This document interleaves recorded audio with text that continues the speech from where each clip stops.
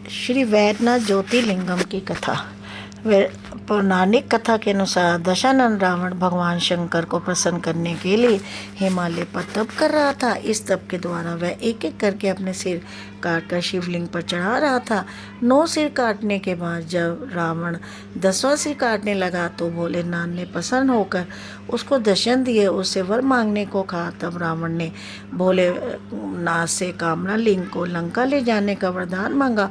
रावण के पास सोने की लंका के अलावा तीनों लोकों में शासन करने की शक्ति तो थी ही, साथ ही उसने कई देवता या गार्धों को कैद करके लंका में रखा हुआ था। इस वजह से रावण ने इच्छा जताई कि भगवान शिव कैलाश को छोड़कर लंका में रहे। भोलेनाथ ने इसकी मनोकामना को पूर्ण तो किया, पर साथ ही रावण के समक्ष एक शर्त भी रखी। उन्होंने कहा कि अगर तुमने शिवलिंग को रास्ते में कहीं रखा तो फिर मैं वहीं रह जाऊंगा और नहीं उठूंगा। रावण ने भोलेनाथ की शर्त मान ली, शिवलिंग को कंधे पे लगा कर चल पड़ा।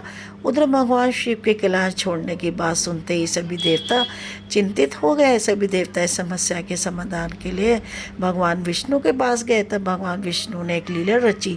भगवान विष्णु ने वरुण देव के अचामन के जरिए रावण के पेट में घुसने को कहा, और जब रावण अचामन करके शिवलिंग को लेकर लंका की ओर चला तो देवधर के पास उसे लघु शंका लगी। ऐसे में रावण एक ग्वाले को शिवलिंग लेकर लघु शंका करने चला।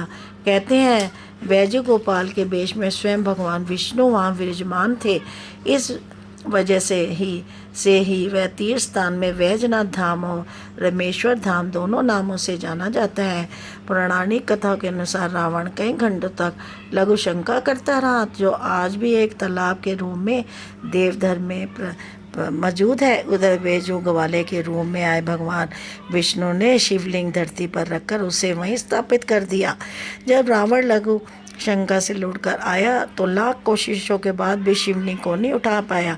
तब उससे भी भगवान की ये लीला समझ में आ गई, तो वह क्रोधित शिवलिंग को अपना अंगूठा गड़ा कर चला गया। उसके बाद ब्रह्मा विष्णु और सभी देवता ने आकर उस शिवलिंग की पूजा की। शिवलिंग के दर्शन होते ही सभी देवी देवताओं ने शिवलिंग की उसी स्थान पर स्थापना कर दी और शिव स्तुति करके वापस स्वर्ग को चले गए। तभी से महादेव कामला लिंग के रूप में देवधर में स्थित है।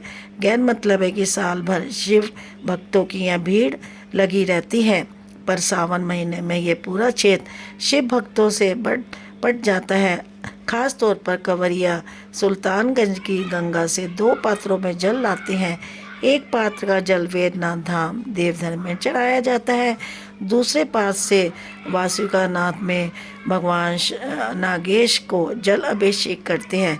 वासुकीनाथ मंदिर परिसर में अलग अलग देवी देवताओं के 22 मंदिर हैं। सावन के यहाँ प्रतिदिन करीब 1 लाख भक्त जल अभिषेक करते हैं।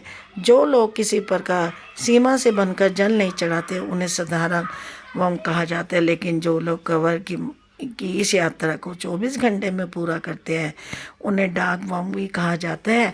उन्हें प्रशासन से उससे कुछ सुविधाएं भी दी जाती हैं। कुछ भक्त डांट प्रणाम करते हुए या कुछ दंडवत करते हुए सुल्तानगंज से बाबा के दरबार में आते हैं। ये यात्रा काफ़ी कष्टकारी मानी जाती है। हिंदू धर्म में ज्योतिर्लिंग का काफ़ी महत्व बताया गया है। इन 12 ज्योतिर्लिंगम में से झारखंड के देवधर में स्थित स्थल वैद्यनाथ धाम का 9वां ज्योतिर्लिंगम माना जाता है। धार्मिक मानता है कि वैद्यनाथ धाम ज्योतिर्लिंगम के साथ एक शक्तिपीठ भी है। पौराणिक मान्यताओं के मुताबिक ऐसा माना जाता है कि वैद्यनाथ धाम की स्थापना खुद भगवान विष्णु ने की थी। साथ ही ये भी मानता है कि इस मंदिर में आने वाले सभी भक्तों की इच्छा पूर्ण होती है। यही कारण है कि वैद्यनाथ धाम में स्थापित किए गए मंदिर की कामला लिंग के नाम से भी जाना जाता है। बाबा वैद्यनाथ के तीर्थ पर स्थापित पंचशूल आमतौर पर हम देखते हैं कि हर शिव मंदिर में शिखर पर एक त्रिशूल लगा होता है, लेकिन देश में वैद्यनाथ धाम मंदिर एकमात्र ऐसा ज्योतिर्लिंगम है जहाँ शिव के मंदिर में शिखर पर त्रिशूल के स्थान पर पंचशूल लगा होता है। देवधर के वैद्यनाथ मंदिर परिसर के शिव पार्वती लक्ष्मी नारायण अन्य सभी देवताओं में पंचशूल लगे हैं।